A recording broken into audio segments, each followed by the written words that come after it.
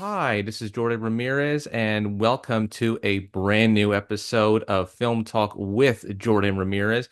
And today we have with us the director of a short film that will be premiering at the Gasparilla Film Festival, Scott Vasey. Is that how you pronounce your last name? That's it, Vasey. You got it right. Okay, Scott Vasey, and his new short film is called Brick Boy, and it's good to see you.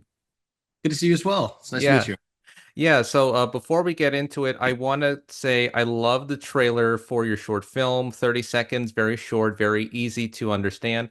And I loved that it's basically about is it a young girl who was bullied who summons a brick golem is what I saw in the teaser?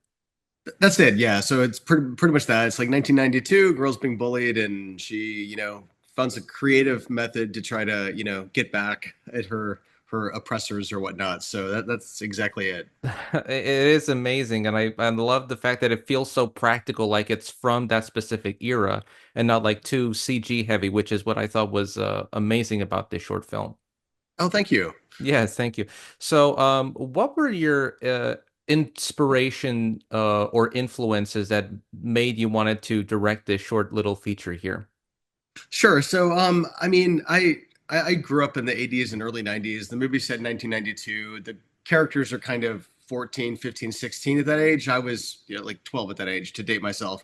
And so, like, a lot of the stuff in the movie that you saw, like, is stuff I still have from when I was a kid that my parents kind of hung on to. And then at some point said, "Do you want these or do you want them to go to Goodwill?" And I took them. So there's a lot of stuff in the movie that's just mine from when I was my childhood. And like everything in the movie, there's like baseball cards, there's video games, there's like it's all stuff that like was near and dear to my childhood. So there's kind of like the personal inspiration of like that stuff. Like, hey, I just wanted to kind of write a love letter to my childhood and the things I did. And then from a movie standpoint, definitely very inspired by like the kind of practical 80s horror stuff or whatever, like The Blob, the 80s version of it I love, The Mm, Thing, Child's Play, mm. with the kind of just funny but evil kind of bad guy that's just kind of, just but playful and has a good time or whatever. Like I love those types of movies where it's like gross and sick and disgusting, but like there's also like kind of a whimsy to it. And I Hmm. just grew up with those types of movies. That's what got me into wanting to make films and horror movies in particular. And so it was just a chance to kind of like make something like that. Yeah, it does have that feel when I saw the teaser. It does have that sort of feel like it is from that specific period. And I love that it has a brilliant horror comic concept, like a blend between horror and comedy. Because when I was growing up, I think the only type of horror comedy that I think was relevant, maybe when I was younger, was like the Goosebumps books that came out when they were published, like a blend of or a nostalgic look at horror, but you blend humor to make it more interesting, to make it more relatable. And I think I sort of got that from your short film, that sort of like balance between those two. Yeah, yeah, we were definitely going for that. I mean, I felt like it was kind of a funny story. I had one person who was going to play one of the characters, and then they kind of said yes, and then, but I think they had just not read the script because they just got busy or whatnot. So then it was like a week before shooting, and they were kind of like came back, and their parent had concerns with like because they were all like teen actors, like, oh, it Mm. seems like there's some kind of demonic type stuff in here with the summoning and the blood sacrifice and all that. And I'm like, okay, and so they ended up basically pulling out. But I was like talking to the parent, I was like, I mean it is a comedy. And they're like, it's a comedy. I'm like, I mean, it's definitely a comedy. I was like, if people aren't like laughing, like when things kind of get gross in this movie, then I've done something dreadfully wrong. Yeah. And so, I'm glad that it connected from at least on that personal level when you saw it, that obviously when you see the film itself, you'll, get more of it. But from the trailer, we tried to still instill the same whimsy in there. And my editor, Josh Martin, did a great job of, I feel like, really distilling down the key elements into like that. So it was pretty clear in the trailer as well. Yeah, it does have that feel to it. So, so now we'll segue into were there any challenges in the film that was presented, or was it just like easy peasy when you made this short film? I mean, if you meet a filmmaker, whoever tells you is easy peasy, then I'm going to call BS on that one. There's always going to be challenges at some stage in the production. For here, like I mean, the challenges were some of the.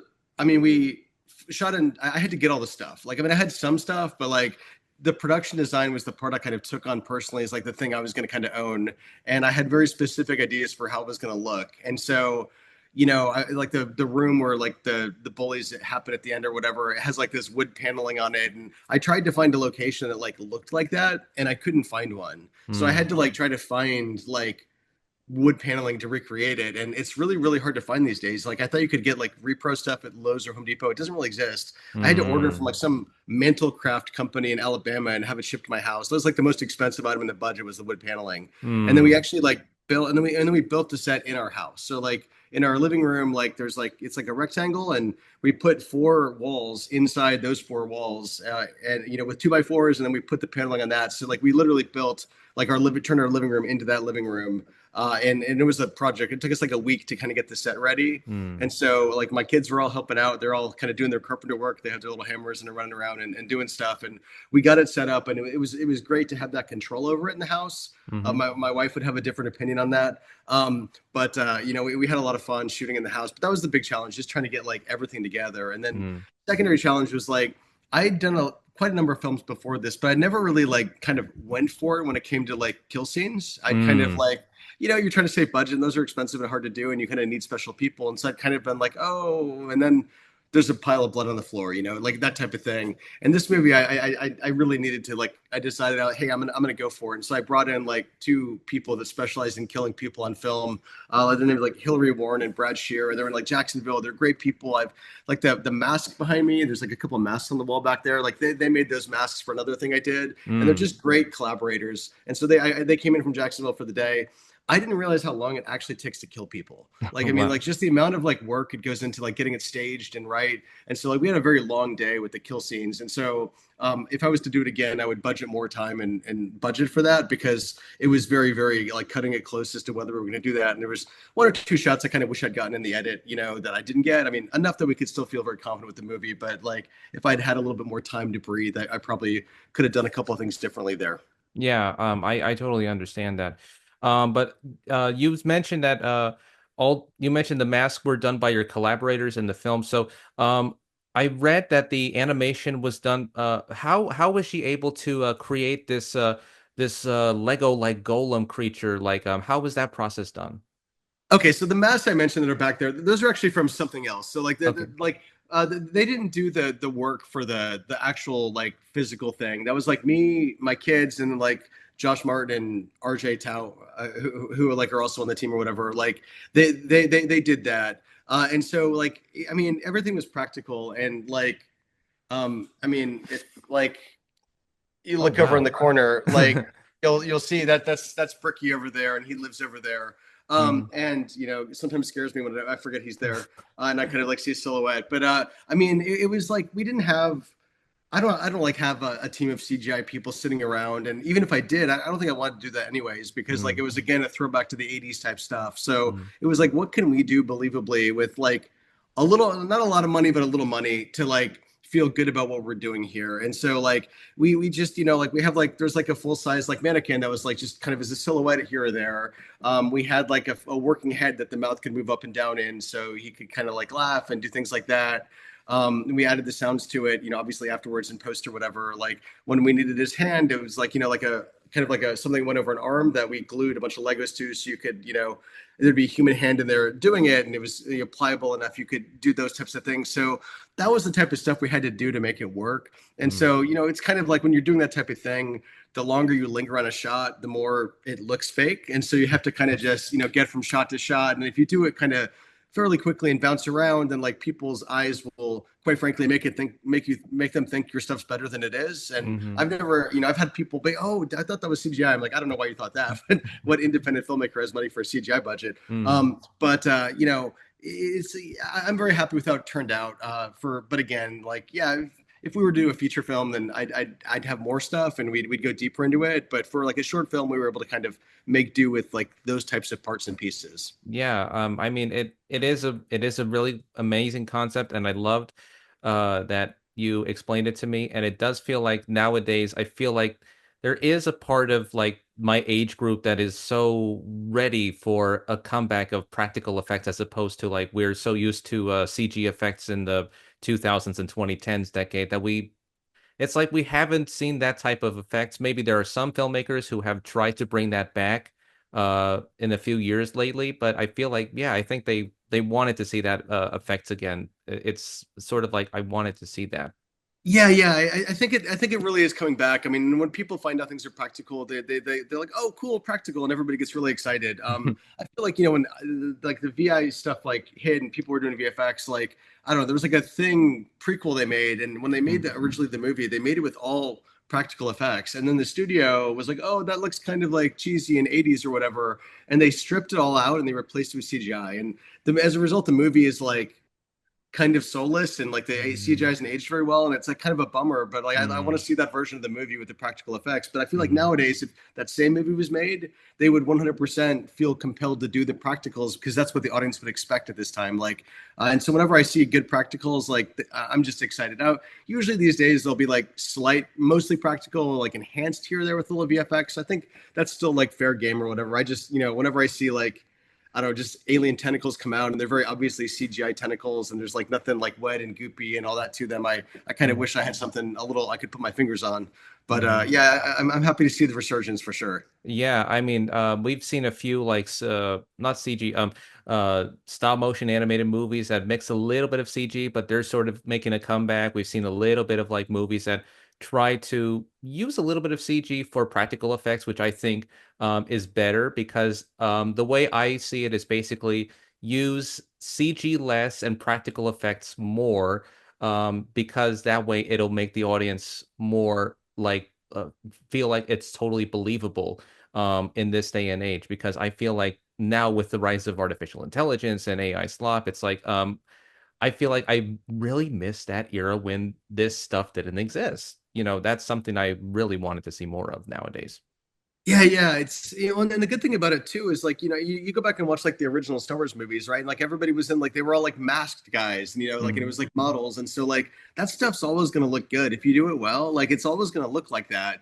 Whereas like CGI, like at the time it seems good, but then as the technology gets better, it starts to you can kind of see the maybe not so much anymore, and it Mm. doesn't quite so if you can do it practically and you can make it look good, it'll look good forever. You've like protected yourself for all time that like it's going to continue to look good. If you do CGI, like at some point 20 years later, people might be looking back at it thinking it looks like crap, And so it's, like you see that with the early, like some early horror movies from like the early 2000s, where at the time it probably had good CGI, but now that you're looking at it, you're like, Yeah.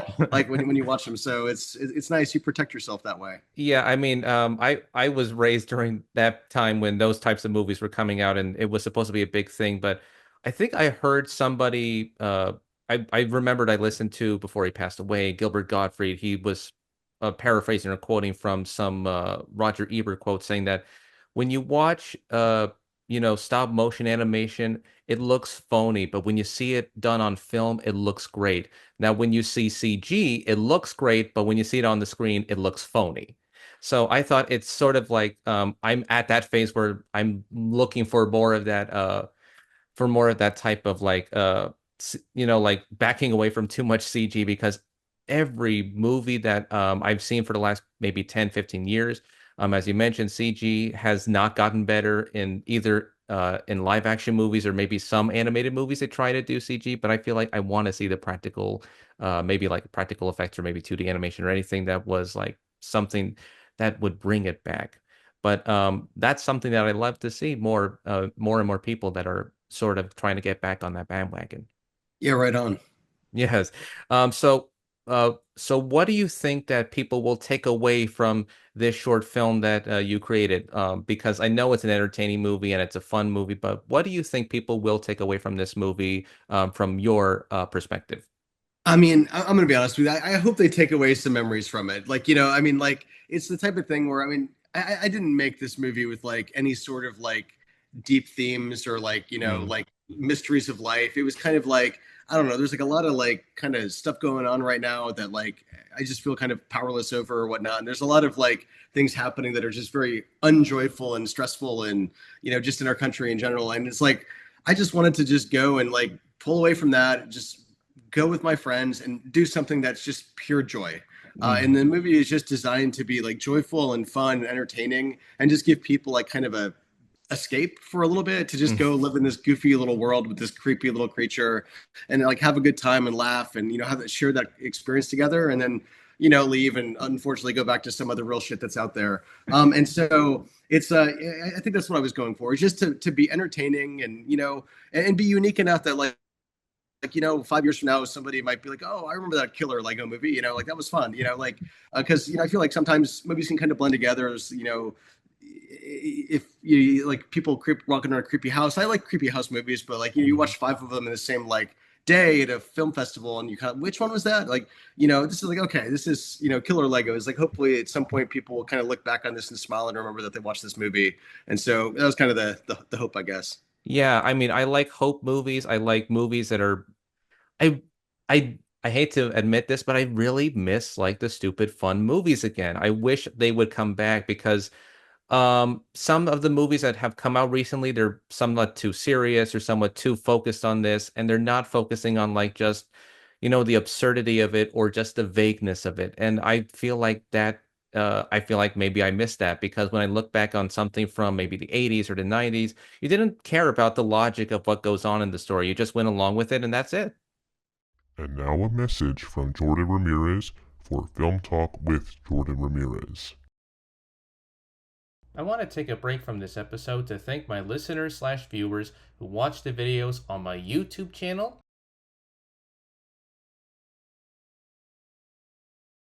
and listen to each new episode on Spotify. While this show is a labor of love and passion that isn't about the movies that I like, this is also a show that is about the films that you like. Have a film that you want to recommend to the podcast? Make sure to recommend it in the comments section on YouTube and on Spotify, and you will receive a shout out in a future episode. Want to be a guest on the podcast? Click on the sign up form link in the episode description for further details. If you like this episode or my previous episodes, make sure to like, share, and subscribe for more interviews in the near future. The goal for this channel is to reach up to 100 subscribers both on YouTube and on Spotify. It's just that easy. And now, back to our regularly scheduled episode.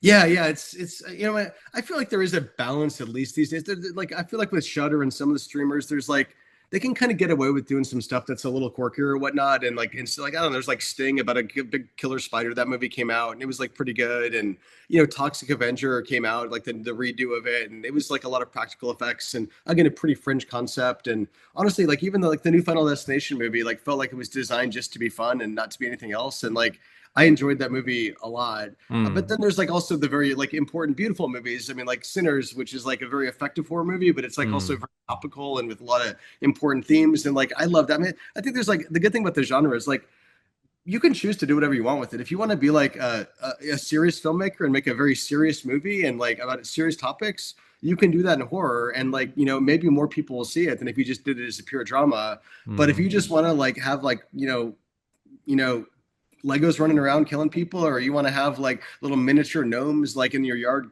killing people, or whatever you want to do, like there's somebody who's going to think that's fun too. And Hmm. you can kind of like, and it's cool to go to like horror film festivals, because like you'll see both. You'll see like very serious, important movies where people are taking on some big issues, and you see like women making movies about like the patriarchy, and like people of color, about like that's kind of like black horror. And there's like lots of good horror that's like very specific, like if you want to do that. But then you'll see really goofy. I mean, this festival I just went to, there was like a movie called Spanked by Ghost, and like it's like you get what you're paying for. It's like that's the ticket, and you see it, and it was very entertaining. It was very fun, and I loved it. And and there was another one called Blossom Needs a Ride Home. I love that movie. It's like just about somebody who, after like they kind of escaped a killer, like what Hmm. happens trying to get home afterwards, and it kind of turns into this kind of comedy thing. And Hmm. so all sorts of movies, everything it's all there for the taking. So I'm excited to see more people getting into horror filmmaking because it's so versatile. Yeah, and I heard that even though I used to not be a fan of horror movies when I was very young,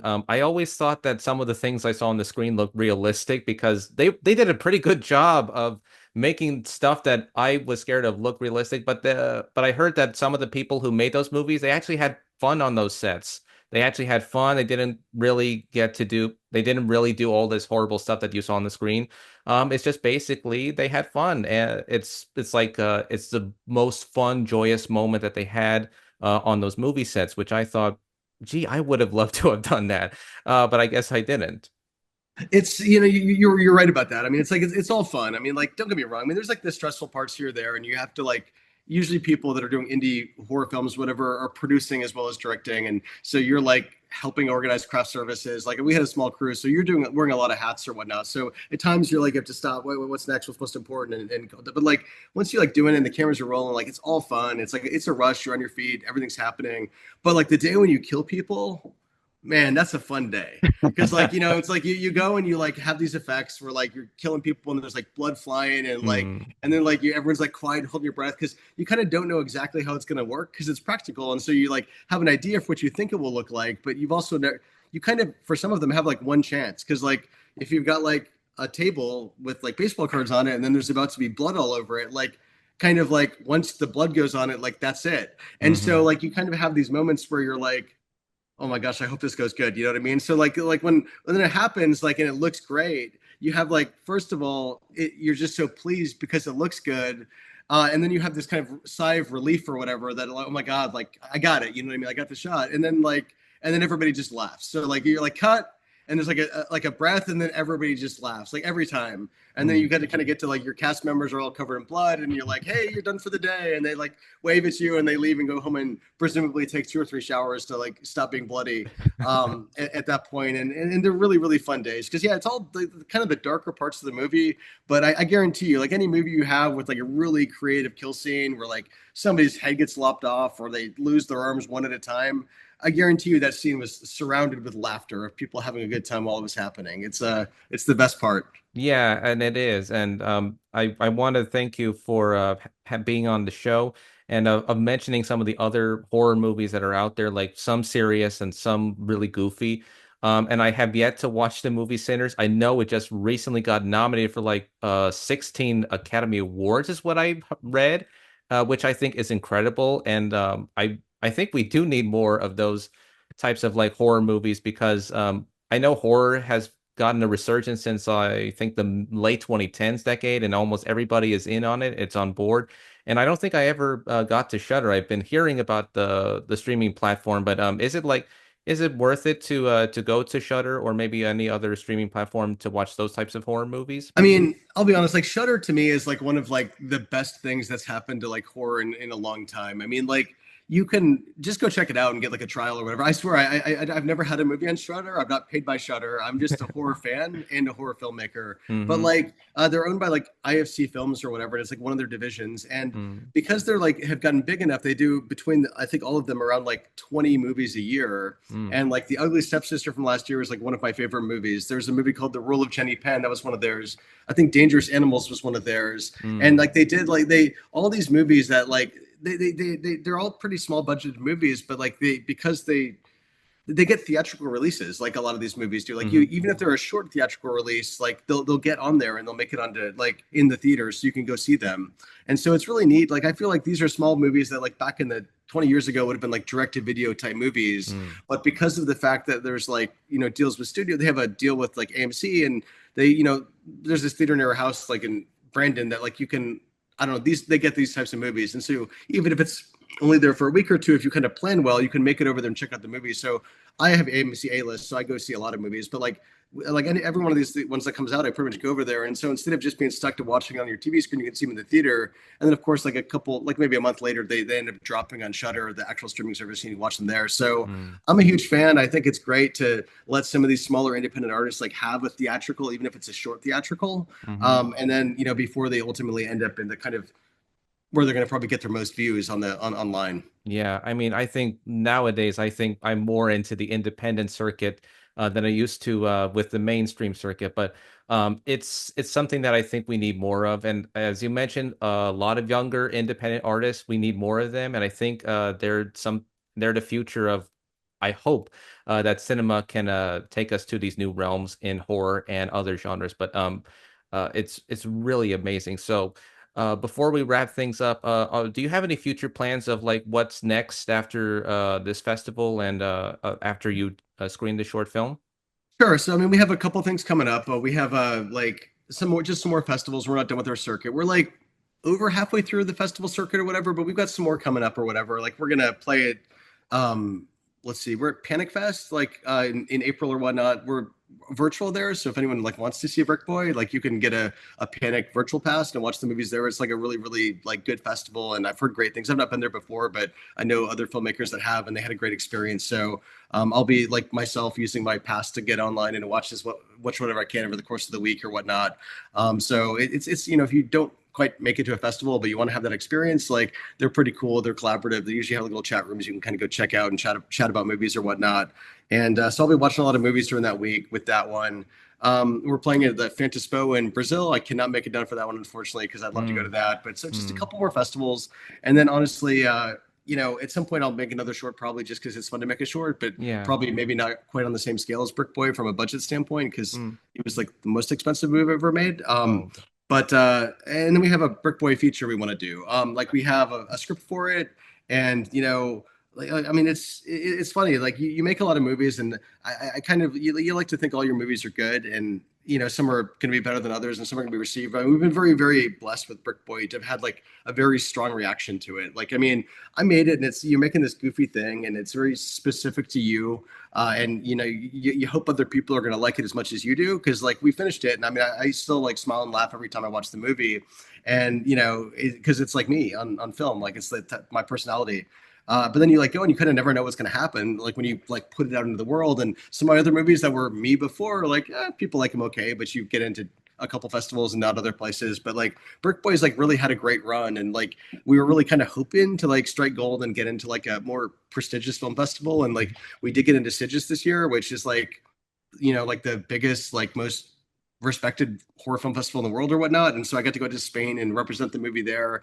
And you kind of hope that you can use that momentum of going to like that festival, and the laurels you get from the festivals you go to, and any awards you might rack up along the way, to kind of like put together your package that you go out with the movie with. Like, hey, listen, like here's the movie, here you can watch the film here, here's like a lookbook that kind of goes through what the feature would look like, and by the way, here's all the places like we went, and here's the letterbox like reviews for the movie, which is always great when like anyone who's out there that like watches short films, like if you could go review them on letterbox, that'd be great, because it's Hmm. really hard to get, it's really hard to prove to people that people like your movie when you're like short film, because a lot of times people don't take the time to review them, because you go to a block, there's 10 movies, so you really want to sit down and like do 10 reviews for 10 movies. It's like maybe you do it for like the movie you like the best or whatnot, but like a lot of times people don't. So it's really great when you can get reviews, because then people can like look at it and be like, you know what, like I did love this movie, like, and people do like it, and so it helps us to kind of like take those conversations forward to like the next step. So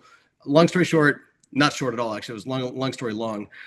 We want to do a Brick Boy feature. We have everything we need to kind of like do it, except for the money, so it's kind of going out and putting together the case and the package to like hopefully be undeniable to somebody who might want to invest in that type of thing. Awesome. I would look forward to it, and congratulations on your short film. And I hope that maybe there will be a Brick Boy feature coming soon. And it's been great talking to you and learning from the process of what it takes to make this short film. And so before we wrap up, do you want to plug in like your film, and also where can people find you? Yeah, so I mean, right now it's not available, right? So because we're on the festival circuit, and if you become publicly available, then like you'll get like pulled out of festivals. You have to kind of commit to like, hey, we're going to be like exclusive to each festival one at a time. When we finish our festival run, we'll be distributed somewhere. I don't know what that looks like, but we'll have a home somewhere at that point. I can come back and add it to the comments or whatever of this one. For like me, I'm like at Bloody Fun Films. On Instagram, and that's where like I kind of mostly interact with people. So come check out my Instagram or whatever, and you'll see like you can kind of follow our festival run and things like that. It's like mostly just my like film stuff, although you might see some photos of my kids or dogs or whatnot as well. But Bloody Fun Films, at Bloody Fun Films. So that's where you can find me. And again, it's been great being on the show. I appreciate you having me. Yes. It's exciting. We got our screening tonight at 9 o'clock at at the AMC West Shore for Gasparilla. So I'm very excited to go and watch a horror thriller block tonight. Oh yeah, absolutely. I mean, this has been a great blast, and I like that you mentioned the Ugly Stepsister because I was just listening to a podcast of the director from the movie, and she talked about how this was her first feature and that she was not a fan of horror movies, but she loved body horror, which I thought, oh, that's pretty interesting that she loved body horror, but it's pretty interesting. So I liked the concept, and I'm hoping maybe to see it very soon. So Yeah, it's well, if you go watch Shutter, you get to watch it there. But it's definitely worth checking out. It's one of my favorite movies from last year. And just as a quick aside on that, they also like played in Sitges as well in Spain,